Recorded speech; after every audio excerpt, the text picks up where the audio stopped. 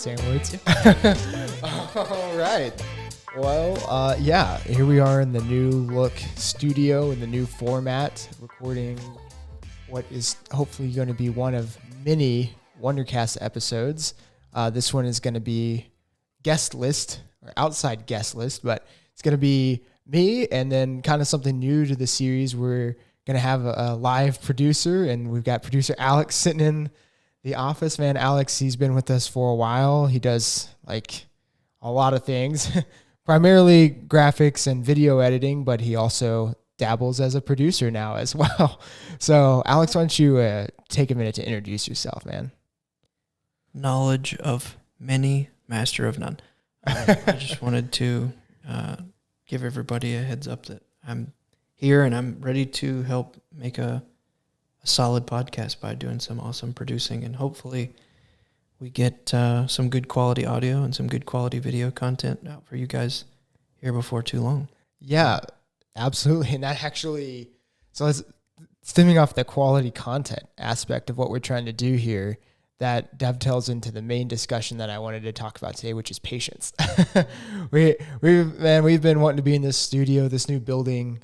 For those of you listening / watching that haven't been, keeping up, which is probably most people, we've been working on getting into a new office space for like 10 months, and it was supposed to be ready like 6 months ago, and now we're finally here.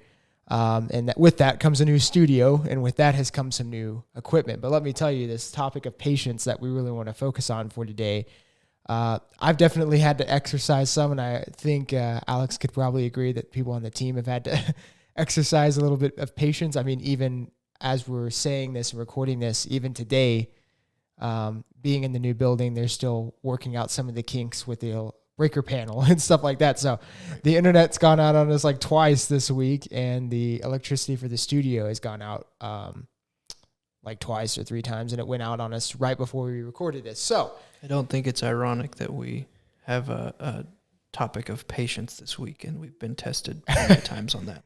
Yes, which is one reason that I really wanted to talk about it, just because it's been at the forefront of my mind as I've thought about, like, man, how many things have I had to be patient for? And I'm not a patient person. I think, Alex, you can attest to this, and I definitely know. I see you cracking a half smirk. I'm not a patient guy, and that's something that, sometimes it can be a good skill, right? Like, moving fast. Business requires speed. Good businesses require speed.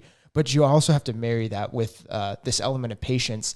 And I think that that's something that I personally still have to work on, and I'm a lot better now than I was a year ago, but I still have a ways to go. But I think if you're an entrepreneur, a business owner listening to this, or even if you don't fit into that category, if you're, a stay-at-home mom or dad or whatever it is that you're doing, I think patience is going to benefit you in a lot of different ways. And for me, one thing that I know coming out of this, one thing that I've benefited from being more patient has letting opportunities kind of play themselves out. I feel like I used to maybe try to push a situation because I wanted to go faster. And so I'd get the outcome that I wanted, but I didn't get the outcome that I didn't know that I wanted, right? Like I push an issue, and so I got what I wanted, but if I had waited, who's to say I couldn't have gotten something even better?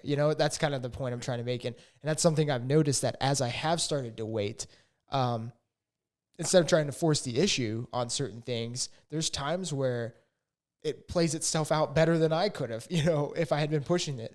So yeah, that's been kind of a critical thing. But Alex, I know you're working on buying a new house. And so why don't you talk to me about patience in that? How are you experiencing that? Listen, I've had no idea how to buy a house before this, and I just want to say that it is quite the task. People always told me how difficult it could be just to get ready for all the paperwork and be patient, because it'll come when you get it done, and it'll be worth it after it's all done. But yeah, to the patience element of that, it's absolutely wrecking my nerves.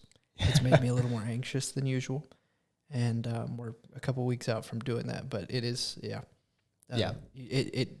patience. They don't say patience is a virtue for no reason. So, yeah.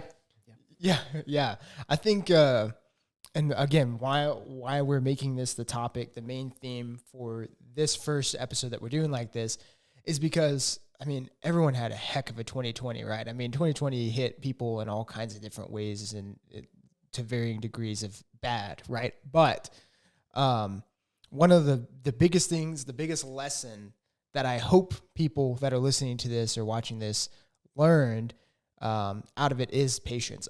For me, again, that was not a word that was really in my lexicon. I've never been the picture of patience, especially like starting off the business, wanting to get it up off the ground and get moving fast. I really think that it wasn't until last year when things kind of forced me to be patient that I actually was. And so, yeah, I think that was just like a big lesson to be learned out of last year is if you learn nothing else, you needed to learn just waiting on things, letting things play out. I've recently started putting a very, very small amount of money into crypto, and something that I am learning there already is especially like a market like the crypto market it's very volatile, like day after day. It's like one day you're up $100, it seems like, and the other day you're down 200, just depending however much you put in there. But what I'm learning, and this is probably true of most investments, but especially with the crypto stuff, let it play out. I think the way that I know I'm going to lose money, I know for sure I'm going to lose money if I invest in something and then want to get my investment out the next day. I think I was looking at it today and my money had gone down. It had lost about 10%, but over the weekend it was up 30%. And it's that down 10% still puts it up 20% over what it was when I first invested in it. And so you just have to play this macro versus micro game. And I think that a lot of people live in that micro world of they see what's right in front of them. That they live day to day instead of taking that step back, looking at the macro of things and letting that play out. So I don't know. I'm over here rambling. What are you thinking about all of this? Is this making sense? Yeah, I'd say that. I mean, I understand what you're saying. I think there's a little bit of rambling in there, but that's to be expected. And I agree though. I think, kind of investing yourself and trying to kind of play with some of those things like that is a good test of patience because you don't know. For example, with cryptocurrency, I don't think many people have a good idea of what it is other than it's gone up exponentially. There's always a random factor in there, and I think that there's a little bit of patience that you have to make that transition onto things, how it works. That's about all I've got. I don't know much about cryptocurrency other than the guy that had, what was it? He put like $100 in, and he somehow has like 240 million in a bank account somewhere, and it's locked up. He's trying to get the authorities to help him. I bet he's got some extra patience right now. Is what I think. Yeah. That's. Could you imagine knowing that you have 240 mil to your name that you can't touch? Nope. That would devastate me. It's slightly terrifying, and money's not my biggest thing, but that amount of money makes anybody's life a little bit of a thing. I mean, I get pissed off when PayPal puts a hold on, a couple of $1,000s here or there whenever we're doing transactions with people, and they just put their random, we decided to put a hold on this thing, and you had no idea it was coming, and it's the same person that's paid you 10 times, and it's been fine every time but that. And I get mad at, when it's just a few $1,000s at a time, let alone 240 mil. So, yeah. That being said, I think the main theme here is that there's areas and there's tons of areas out there where patience is a virtue and is needed. And I really hope that again, I've probably said patience, but collectively you and I have probably said the word patience like 100 times by now, but I don't think that can be overstated. I really don't. It's making people more patient with the amount of times we've said patience. Exactly. Yes. It's actually a test for all the listeners out there. Yes. If you're still with us this far in, congratulations, you're passing.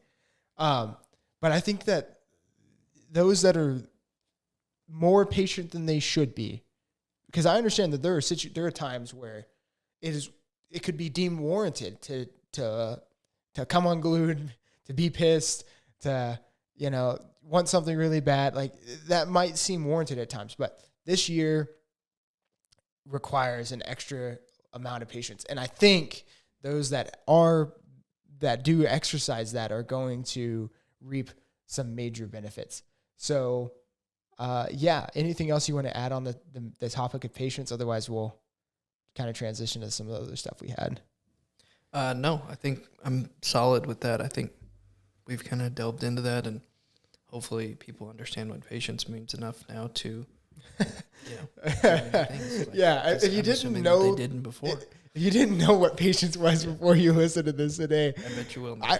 I hope so. I hope so. We may have made it even worse. We might have. I almost kind of want to pull up the definition of patience just so we can explain what it is. But this is me kind of breaking the fourth wall here. But this being the first episode that we're shooting, and we're trying to do, you know, obviously one take and just making it natural. How are we looking on camera over there? I mean, I say it's been pretty good. The scene transitions have been relatively smooth, and the audio adjusting on the fly has been nice. So yeah. I don't have any quarrels with the way it's been going so far. Cool. Hopefully those watching / listening can agree. You know, if you see something you don't like, comment on it. Let us know. We are open to some ideas, this being kind of a new format. But constructive criticism. Construction. Yeah, we don't just be a random internet troll.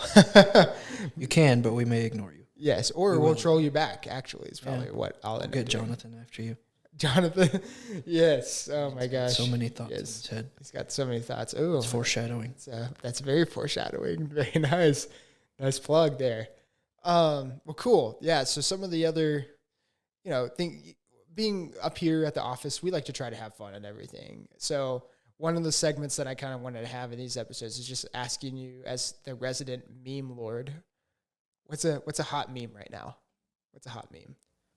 You sent me one earlier, and I think that's been the biggest one that I've seen lately is the Bernie Sanders in the mittens and the mask, where he seems like he's really from the cold. Inauguration or whatever? Yes. Yeah. There's been a lot of that going around. That's the one I've seen the most. I've kind of been out of the loop on most things just because it's hard to keep up with memes in a time like this. Yeah. Or the meme itself is actually happening all around us, and we're just not sure yet. Yeah, that's very true. What are some other, I mean, you're, aside from being a producer and a video editor and a graphics artist, you're also our trending topics master, and you're our Spider-Man aficionado. Of course. What's any recent news on the Spider-Man stuff? In terms of Spider-Man, I think that the last thing that I heard was that Tobey Maguire, now take this with a grain of salt, because I'm seeing this from like .webx sites, so this is probably not true. Okay. But here I am reporting it anyway. Tobey Maguire has asked for a higher contract in that movie if he is involved. Oh. Which, listen, Tobey, hot take here. No. You're not even the best Spider-Man on set, much less the best Spider-Man of all time. Oh, dang. Burn. Dang. You're coming after it. Yeah. Man, I hope that they do get them all reunited and that contract dispute, whatever, it doesn't end up derailing things. But I agree. I mean, being an early 2000s, a 90s kid, you know, Tobey Maguire was obviously Spider-Man. Yeah. Like when I think Spider-Man, I think Tobey Maguire. But Tom Holland is definitely my favorite Spider-Man so far. Listen, this is another hot take, sort of. I'm a big Andrew Garfield fan. You're a big Andrew Garfield fan. Okay. I don't know that he's the best total package. I think he's the best Spider-Man we've seen yet. He had such bad movies around him that it didn't. It's kind of like the Venom movies. I was telling Jonathan this the other day. The Venom movies, or the Venom movie, I should say, is terrible. But Tom Hardy raises that by being awesome. I don't know how else to explain it. Tom Hardy is just fantastic. And so if you go back and you actually watch that movie from a critical standpoint, you realize that the acting is awful, except for Tom Hardy, who overshadows all of it with his amazingness. Man crush, small man crush. Morgan would be happy at me. Nice. Yeah. Sidebar. That was a little bit of I kind of trailed off there. Sorry. No, you're good. You're good. I mean, we needed to give the listeners a little bit of a break from hearing the word patience. So there's your kind of pop culture, non-businessy related stuff. But let's circle back around and get back on some business. I want to kind of finish up with what we think. What are some things that we see businesses struggling with, and how we think we should fix them? So for me personally, the one thing that I see, and this is actually back to the patience topic, one thing that I see a lot of businesses struggle with is jumping into digital marketing, internet marketing, things like that, and wanting something to happen, maybe not overnight, but they expect results really quickly. And while that is possible, that's definitely a fringe use case where case where most of the time it takes, months, even a year or two before your presence really starts to take hold. So if you're listening to this and you're thinking, okay, I need to get my business up to the next level, and you're thinking digital is the strategy to do that with, I agree. I think digital definitely is the strategy, but understand it's going to take more time than you think it's going to take, and it's going to take more money than you think it's going to take. And that doesn't necessarily mean it's going to, the agency, like if you were working with us, it's not necessarily that we're going to charge you all that money. You got other things. You got to pay for the ads themselves. You got potential influencers that you might be paying. Like there's a lot you got to look at outside of just the cost of paying an agency. And that's when I say, it takes more money than you think. That's kind of what I'm referencing. But Alex, what are you thinking is something that's underrated right now in the branding space for businesses, or where are people missing opportunities right now, in your opinion? Yeah, I think that there's a lot of people, I think, that kind of still fall, especially in the area that we're in, that still kind of fall into the traditional brand look. And I think they're afraid to get into that modern space. There's a lot of people who think that, I'm going to use a technical term from a designer here. They think that bleeding cowboy font is still the way to go. That is not the case. There's a lot of value in minimalism. And maybe this is also my preference, so take this with a grain of salt as well. There's a lot of value in minimalism in the sense that it translates. It translates a lot over time, and I think that's one of the things that I see businesses struggling with is they don't want to make that transition from something that they know and love and have been used to for 30, 40, 50 years. And that seems to be the biggest thing is fear of moving on instead of fear of missing out. Yeah. We'll call it FOMO for short. That's powerful. Yeah. Fear of moving on. I think that's one of those, well, this is how we've always done it mentalities. Well, yeah. And that's exactly what's going to lead you to an early business grave, for lack of a better term, and, not to sugarcoat it. If you find yourself using the term, this is how we've always done it, I'm sorry, but that is an early warning sign, an early symptom that you are on your way to business bankruptcy or just business death. That the term, this is how we've always done it, I've seen it just destroy so many businesses. So, I think that that's definitely something. I mean, if last year taught us patience, it also taught us you can't rest on your laurels.